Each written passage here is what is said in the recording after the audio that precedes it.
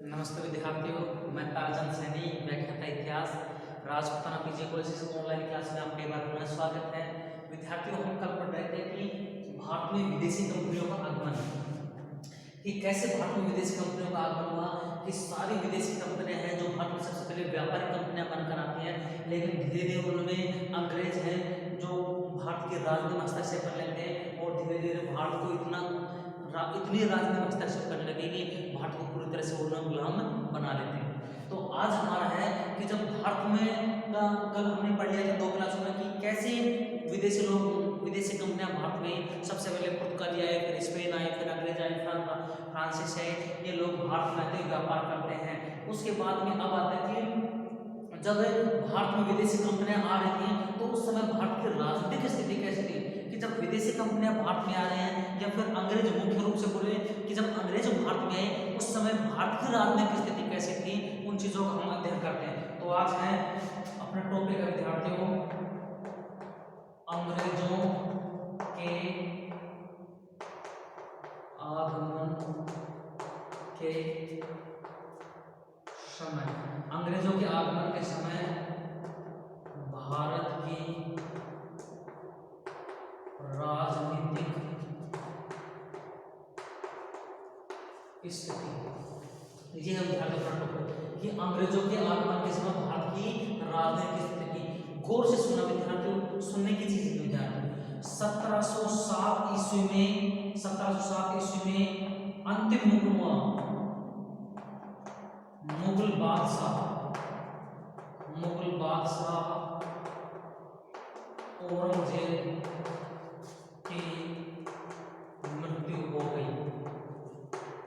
अर्थात विद्यार्थियों 1707 ईस्वी में अंतिम मुगल बादशाह औरंगजेब, इस औरंगजेब की मृत्यु होगी और औरंगजेब की मृत्यु के साथ ही मुगल साम्राज्य पूरी तरह से तहस नहस हो गया। वैसे तो लगभग ये 1858 तक चलता रहा। 1858 में अंतिम मुगल बादशाह बहादुर शाह जफर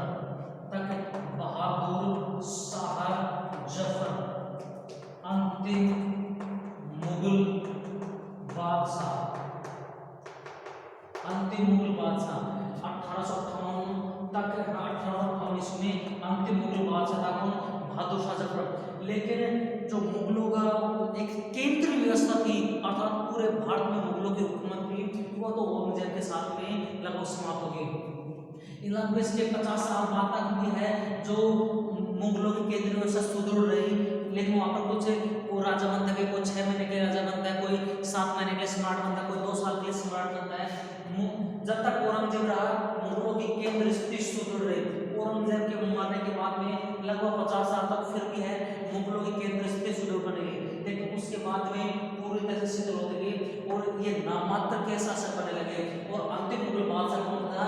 बहादुर शाह जफर, जो कि अंतिम मुगल बादशाह बना। अंग्रेजों ने क्रांति के समय उनको रंगून में जाकर दफना दिया और इस मुगल बादशाह के अंतिम शब्द हैं कि मुझे दफनाने के लिए 2 गज जमीन मेरे देश में दे देना, लेकिन अंग्रेजों ने इस बात को उन्होंने पूरी नहीं की और रंगून में उसको दफना दिया।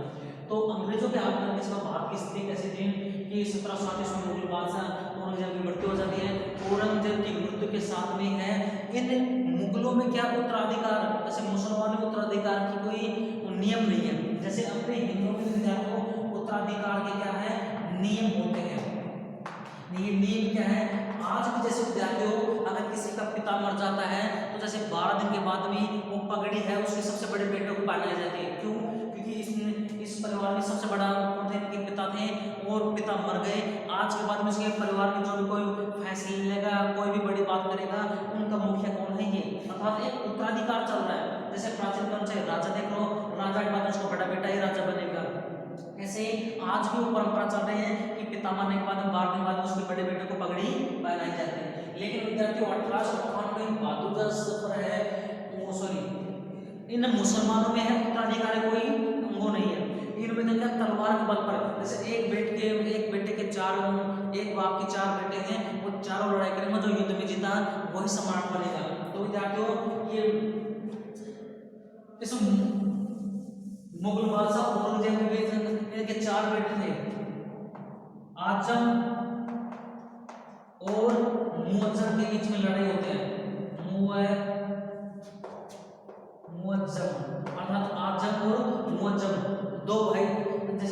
संग 4 बेटे थे, आजम मौजम अकबर और एक शायद दारा था, ऐसा कुछ था, मुझे ध्यान नहीं आ रहा। 3 थे आजम मौजम, एक अकबर था और एक और था। इसमें 4 लड़ाई होते तो एक तो दक्षिण भारत में रहेगा।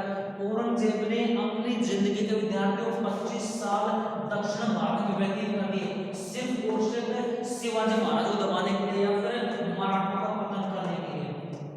औरंगजेब ने अपनी जिंदगी के 25 साल जो मराठा का पतन करने के लिए दक्षिण भारत में दबा दिए, लेकिन दक्षिण भारत में उनको नहीं पूरी तरह से नहीं दबा पाया और मराठी शक्तिशाली हो गए। उसके बाद उनका एक बेटा था, वो तो दक्षिण भारत में रह गया। उसके बाद में जो आजम और मौजम है, इन दोनों में उत्तराधिकार की लड़ाई होती है, जिसमें मौजम जीत जाता है और जीतने के बाद में गद्दी पर बैठ जाता है।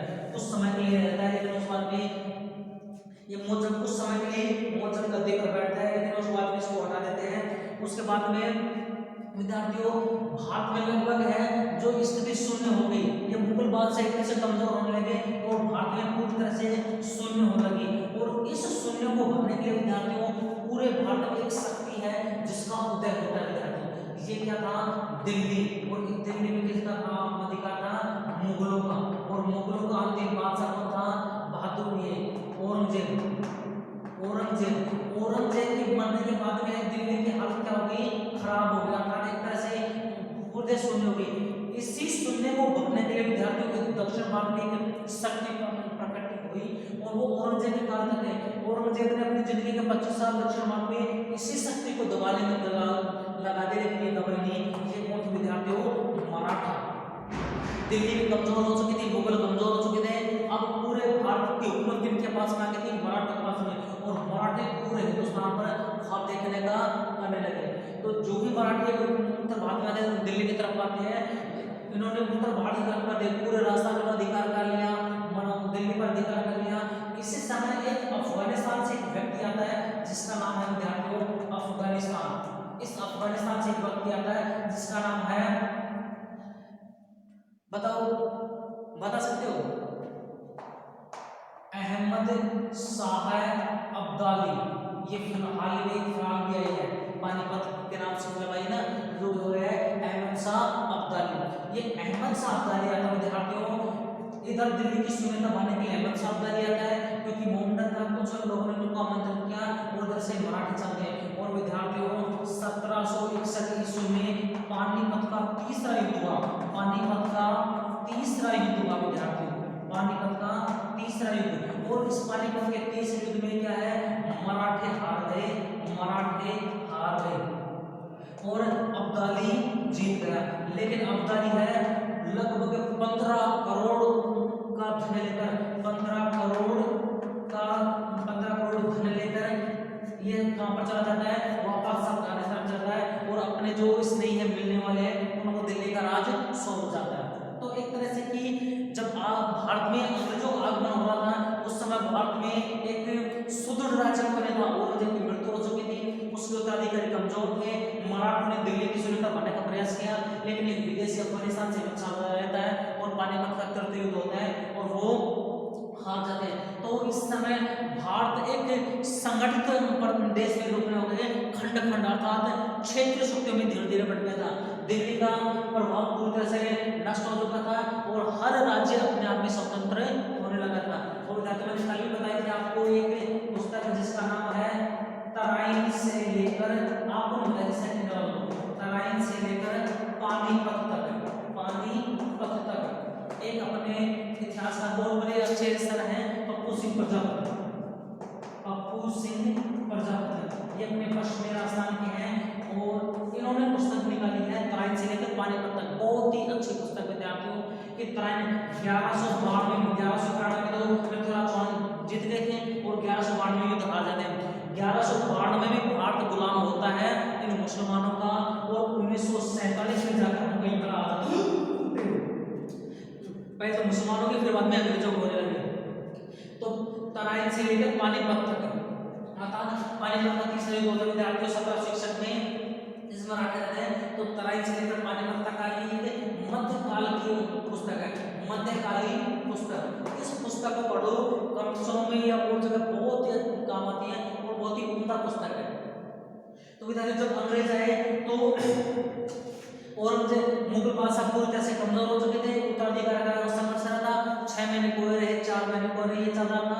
उसके बाद में मराठी शक्तिशाली बन गए, मराठों ने दिल्ली पर अधिकार करने सोची। इधर से अहमद शाह अब्दाली आता है, अहमद शाह अब्दाली जीत गया और मराठी आ गए। अगर यहाँ पर अहमद शाह अब्दाली से पानीपत के 30 युद्ध में अगर मराठी जीत जाते तो आज भारत की स्थिति शायद ही कुछ और होती। लेकिन मराठी क्या किया कि मराठों ने कुछ अपनी कमी के कारण हार गए। मराठों के जैसे मराठी के लिए उसमें अलग अलग जैसे गायकवाड़, सिंधिया, होलकर, भोसले थे और इनके अलग अलग ग्रुप बनते। ये उत्तर भारत की तरफ रवाना हुए और जो उत्तर भारत की तरफ रवाना हुए, इधर क्या हुआ कि दिल्ली कमजोर हो गया। और जब दिल्ली कमजोर हो गया तो राजस्थान के जितने भी राजवंश हैं जो पहले मुगलों के अधीन थे वो सारे दिल्ली में कहाँ पर चले जाते हैं, अपने राज्य में चले जाते हैं। जैसे आमेर वाला अपना आमेर में आ गया, बीकानेर वाला बीकानेर में आ गया, जोधपुर में आ गया, टोंक वाला टोंक में आ गए। ये सारे कहाँ पर चले जाते हैं, अपनी जगह चले जाते हैं विद्यार्थी। और जो ही अपनी जगह जाते हैं, अब ये आपस में पहले कहाँ पर थे, दिल्ली में थे तो इनको कोई लड़ाई नहीं थी राजस्थान वालों में। लेकिन जो ही अपने जाते हैं अब ये लोग लड़ाई करने लगे। अब लड़ाई करने तो मराठे के भाड़े के सैनिक बन गए एक तरह से, क्योंकि इन राजस्थान वालों के पास बहुत ज्यादा दम था। क्योंकि उन्होंने एक राजस्थान दिल्ली के दिन था तो यहाँ पर कोई युद्ध नहीं हुआ तो ज्यादा पैसा कहाँ पर खर्च होता है युद्धों में, तो इनका पैसा बच गया। तीसरी बात, दिल्ली से मन शब्द लेके जाते थे, कोई नाम लेके जाते तो सारा यहाँ पर रखते थे। तो इन जयपुर दिल्ली में सॉरी राजस्थान में बहुत ज्यादा धन हो गया था। और मराठी कहते हैं धन लोग अर्थात धन चाहिए। तो अभी जैसे आमेर वाला और बीकानेर वाला लड़ रहा है तो मराठी उनको सैनिक सहायता देते हैं। सिंधी बीकानेर को सहायता दे रहा है और भोसले है जो जयपुर को दे रहा है। इस तरह से तो सिर्फ भाड़े के सैनिक होते, पैसा लेते और अपने सैनिक देते। तो इस तरह से इस नीति के कारण इन्होंने राजस्थान को अपना दुश्मन बना लिया। राजस्थान को नहीं, मध्य प्रदेश, यूपी, ग्वालियर सभी को अपना दुश्मन बना लिया। और जब पानीपत का युद्ध हुआ तो इसमें सिर्फ मराठे थे, मराठों का सहयोग करने के लिए कोई नहीं था, कोई भी हिंदू राजपूत राजा नहीं था। और ये हिंदू राजपूत राजा सिर्फ यही चाह रहे थे कि मराठा हार जाए, क्योंकि इन मराठों ने बहुत ज्यादा शोषण किया था इन लोगों का। और इसमें अब्दाली जीतकर मराठे हार जाते थे। तो ये था अपना इसमें आगे कुछ चलते हुए मुगलों की स्थिति धीरे धीरे कमजोर होने लगी। अब क्षेत्रीय राज्यों का उदय होने लगा विद्यार्थियों। इसमें क्या है, स्वशासी राज्यों का उदय, स्वशासी राज्यों का उदय, स्वशाही राज्यों का उदय। जब सत्ता कमजोर हो गई तो स्वशाही अर्थात स्वतंत्र राज्यों का उदय होने लगा। जैसे पहले सारे किसके दिन थे, जैसे ये भारत है तो सबसे पहले किसके दिन थे, दिल्ली के दिन। अर्थात पूरा दक्षिण भारत, उत्तर भारत सारा किसके दिन था। जैसे उदाहरण के रूप में अपना जो राजस्थान है ना, ये राजस्थान के सारे राजा कहाँ पर थे, दिल्ली में मुगलों के यहाँ पर नौकरी करते थे। वहाँ पर मनसबदार थे, वहाँ पर जैसे अपना मिर्जा राजा जय सिंह, मान सिंह, जयपुर वाले सारे कहाँ पर दिल्ली में अपनी सेवाएं दी है। लेकिन दिल्ली की कमजोर होगी, हालत कमजोर होगी, यहाँ के राजा युद्ध हो गए, 6 महीने कोई रहता है, 1 साल कोई रहता है, कोई यहाँ पर एक सैद बंधु अर्थात मुगलों ने क्या बना रखते, सूबेदार बना रखते हैं और अलग अलग सूबेदार थे। तो दो भाई थे जिनको सैद बंधु कहते हैं। उन सैद बंधु ने कभी फर्रुख शेर को शासक बना दिया, कभी मोहम्मद शाह को बना दिया, जो उनकी बात मानने का अर्थात है राजा है जो सम्राट है, मुगल सम्राट है, इन सूबेदारों के हाथों की कठपुतली बनने लगे। अर्थात जो सूबेदार कहेंगे वो राजा को करना पड़ेगा। तो इस तरह से जब दिल्ली की हालत कमजोर होने लगी तो अलग अलग राज्यों का स्वतंत्र उदय होने लगा। एमपी वाला एमपी में जाने लगा, कालीचरण वाला कालीचरण, बुंदेलखंड अपने आप में, राजस्थान अपने आप में, दक्षिण भारत में बीजापुर, गोलकुंडा ये अपने आप में सब स्वतंत्र होने लगे। हैदराबाद अपने आप में स्वतंत्र होने लगा। जब केंद्र कमजोर हो जाएगा तो अपने आप में स्वतंत्र होने लगे, और जब केंद्र मजबूत होगा सारे उसके अधीन आ जाएंगे। इस तरह से स्वशासी राज्यों का उदय होने लगा और सभी करने लगे। उस बाद में सबसे एक तो होता है हैदराबाद का उदय, हैदराबाद का उदय। हैदराबाद से पहले क्या था, दिल्ली के अधीन था, लेकिन अब यहाँ पे एक शासक है चिनकुलुकु खां, एक चिनुकुलुकु खां थे। उन्होंने हैदराबाद की स्थापना की, एक राज्य के हैदराबाद राज्य की स्थापना कर दी और वहां पर अपना राज्य स्वतंत्र रूप से अपना राज्य चलाना प्रारंभ कर देते। अर्थात जो जहां का शासक था, जैसे कि मुगल थे, ये मुसलमान मुगल थे, ये भारत है, इस भारत में क्या है, ये तो दिल्ली है, और दिल्ली अपनी शासन को सही रखने के लिए है। यहाँ पर बोलते हैं मुस्लिम सरदार, मुस्लिम सरदार इनको सूबेदार बनाकर, किसी को पंजाब का सूबेदार बना रखे हैं कि मैं पंजाब की सूबेदारी में आपको देता हूँ, यहाँ पर आप शासन करो। किसी को बंगाल की सूबेदारी दे रखी है, किसी को बिहार की सूबेदारी दे रखी है। ऐसे अलग अलग सूबेदार होते हैं जो अलग अलग जगह होते हैं। तो दिल्ली कमजोर हो गई, यहाँ के शासक कमजोर हो गए, तो जो जहाँ का शासक था वो अपने आप में स्वतंत्र शासक बन गया। जैसे कि पंजाब का कोई सूबेदार है, तो उसने तो देख लिया कि हालत खराब है, तो दिल्ली को अपना कर देना बंद कर दिया, टैक्स देना बंद कर दिया, और अपने आप में पूरी तरह से स्वतंत्र हो गया। उसके बाद में है जो बिहार का सूबेदार अपने आप में स्वतंत्र हो गया, बंगाल का हो गया, इधर में गोलकुंडा बीजापुर के अपने अलग हो गए, हैदराबाद वाला अलग हो गया। तो नए नए राज्यों का उदय होने लगा, जिसकी जहां पर सत्ता थी उसने वहां पर स्वतंत्र राज्य की स्थापना कर दी। इसमें दक्षिण भारत में हैदराबाद है, चिनकिज खां था एक निजामुल मुल्क, उसने हैदराबाद की स्थापना कर दी और स्वतंत्र रूप से अपना शासन स्थापित करने लगा, स्वतंत्र रूप से अपना शासन करने लगा। दूसरा आएगा विद्यार्थियों बंगाल व उड़ीसा। यहाँ जैसे मैंने बताया कि बंगाल और उड़ीसा, यहाँ पर जो स्थानीय सरदार थे जिनको सूबेदारी थी यहाँ पर, वो अपने आप में करने लगे।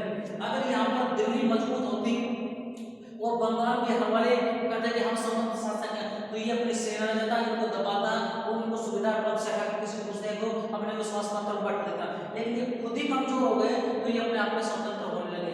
दूसरा आपको देखो बंगाल बिहार उड़ीसा, जो बंगाल बिहार और उड़ीसा था, बंगाल बिहार व उड़ीसा ये तीनों में एक मुर्शीद खां था, एक मुर्शीद खां था।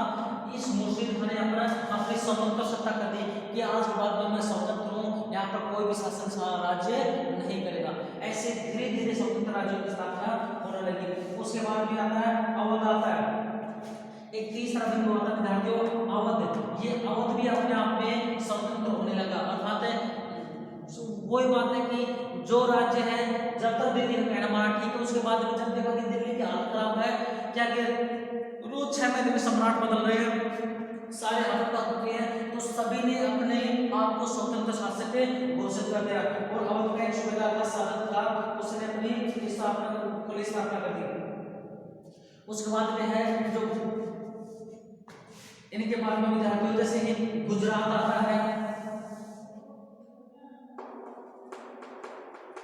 गुजरात आता है, गुजरात में भी है अवध के बाद में है जो गुजरात है, गुजरात में भी स्वतंत्र सत्ता स्थापित कर दी गई। यहाँ का शासक है जिसने अपने आप को स्वतंत्र घोषित कर दिया कि आज के बाद में इनके अधीन नहीं रहूंगा, इनके अधीन अपने नहीं रहूंगा। उसके बाद में जो मालवा है, इस जैसे बताया कि ये दिल्ली है और ये दिल्ली है, और इस दिल्ली के अधीन सारे राज्य किसके अधीन है, दिल्ली के अधीन है। अब जैसे ये अपना क्या बन गया राजस्थान, ये अपना मध्य प्रदेश को मालवा बोलते हैं विद्यार्थियों, मालवा, और नीचे क्या है मराठा विद्यार्थियों। अब दिल्ली इतनी कमजोर होगी, जैसे पहले अगर औरंगजेब यहाँ पर शासन कर रहा है और मराठे अगर मालवा पर आक्रमण करते हैं और मालवा का मुस्लिम सूबेदार इनको तंजीम करा, तो दिल्ली को सहायता देने की अपनी सेना भेज के जाओ और मराठों को दबा कराओ। लेकिन अब दिल्ली की हालत खुद इतनी खराब है कि मान लो उसके अधीन है और मराठी सीमाओं पर आक्रमण करें, लेकिन दिल्ली कोई सहायता नहीं दे पा रही है। तो मालवा ने सोचा कि भाई दिल्ली कोई सहायता दे नहीं पा रही, इधर एक तरह से इधर कुआ और इधर खाई, मतलब ये जो मालवा है ये मराठी है और ये क्या है दिल्ली है।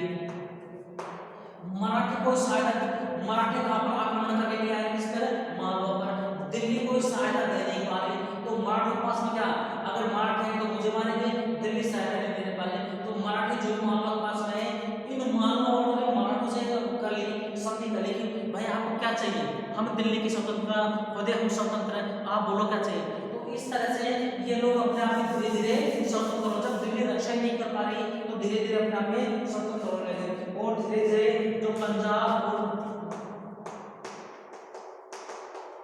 है राजस्थान है, इस राजस्थान के जो आमेर वाले हैं अकबर से लेकर है औरंगजेब तक उन्होंने किया। औरंगजेब ने उसका बेटा मुअज्जम बनाया गद्दी पर, उसके बाद में भी है सवाई राजा मान सिंह जैसे वहां पर है और अपनी सेवाएं देते हैं, वहां पर जैसे जैसे धीरे धीरे क्या हालत खराब हो गई, तो ये सारे यहाँ पर आ गए, राजस्थान में आ गए और अपनी स्वतंत्र सत्ता स्थापित कर दी, अर्थात वहां पर कारोबार करते रहे उन्होंने इन चीजों को पूरी तरह से बंद कर दिया। उसके बाद में है मैसूर है, मैसूर भी दक्षिण भारत का राज्य है, ये मैसूर भी अपने आप में स्वतंत्र हो जाता है और खुद की स्थापना कर देता है। उसके बाद में मराठे हैं, ये मराठे तो अपने आप में है जो औरंगजेब के काल से स्वतंत्र थे।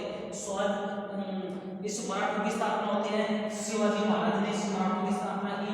इसमें क्या होता है कि जो मराठे थे ये महाराष्ट्र के किसान थे, विद्यार्थियों मराठी जो महाराष्ट्र के किसान थे और इनके जो पूर्वज है कुछ लोग हैं जो दक्षिण भारत में है, बीजापुर गोलकुंडा इनके यहाँ पर विरासत में नौकरी करते थे। लेकिन शिवाजी महाराज के दादा कौन थे, उनकी माता थी,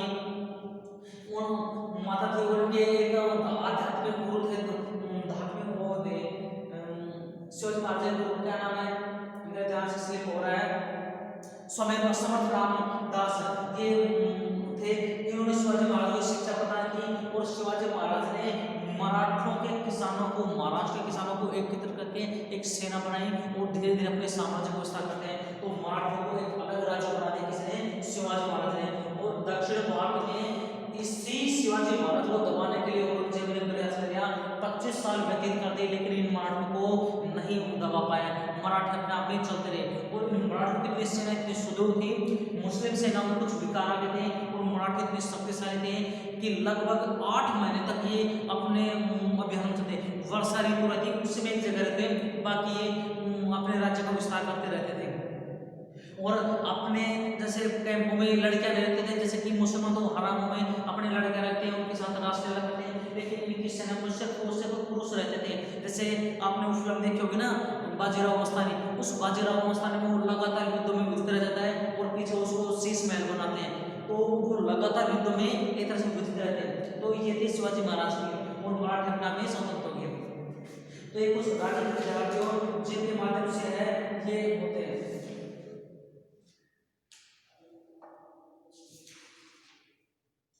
ये कुछ राज्य थे, ये कुछ थे कि अंग्रेजों के आगमन के समय भारत की राजनीति किस कैसे थे कि जब अंग्रेजों का आगमन हुआ भारत में उस समय राजनीति किस कहती थी। 1707 ईस्वी में औरंगजेब की मृत्यु के बाद में धीरे धीरे मुगल साम्राज्य है जो कमजोर होता गया, एक तरह से विलुप्त होता गया और यहाँ पर क्षेत्रीय शक्तियों ने अर्थात अपने अपने राज्यों ने स्वतंत्र सत्ता स्थापित कर दी। ये थी। कल हम पढ़ेंगे कि अंग्रेजों के आगमन के समय भारत की आर्थिक स्थिति कैसी थी, अर्थात अर्थ पैसा कितना था हमारे पास में। विद्यार्थियों अंग्रेजों के आने के बाद में हमारे हालत खराब होगी, लेकिन प्राचीन काल में भारत में एक समृद्ध था, हर गांव में अपनी आवश्यकता की पूर्ति होती और जो नगरों में बड़े बड़े उद्योग धंधे लगे होते हैं उनसे वो विदेशों में व्यापार करता था, उनको निर्यात करता था और पूरी दुनिया का सोना भारत में था। अर्थात मुगल काल तक भी भारत में कोई गरीब नहीं था, हर कोई अमीर था। अर्थात अपने आवश्यकता की सारी सामग्री गांव में ही बनती, वहीं पर उनकी पूर्ति होती। और जैसे बड़े बड़े थे जैसे कि उज्जैन है, बनारस है, ऐसे बड़े बड़े उद्योग केंद्र थे, इनमें बड़े बड़े उद्योग बनकर है निर्यात किया जाता और दुनिया से धन यहाँ पर आता था। लेकिन जो ही अंग्रेज आए, अंग्रेजों ने भारत की आर्थिक व्यवस्था को देखा और इन आर्थिक व्यवस्था में बदलाव किया और भारत धीरे धीरे दरिद्र होता चला गया। कल आएगा विद्यार्थियों अंग्रेजों के आगमन के समय भारत की आज की राजनीतिक स्थिति, कल आएगी आर्थिक स्थिति। राजनीतिक स्थिति में ये था कि लोग पहले मुगल, जब तक मुगल थे केंद्रीय शासन मजबूत था, ठीक है, उसके बाद में धीरे धीरे सारे मुगल साम्राज्य कमजोर होता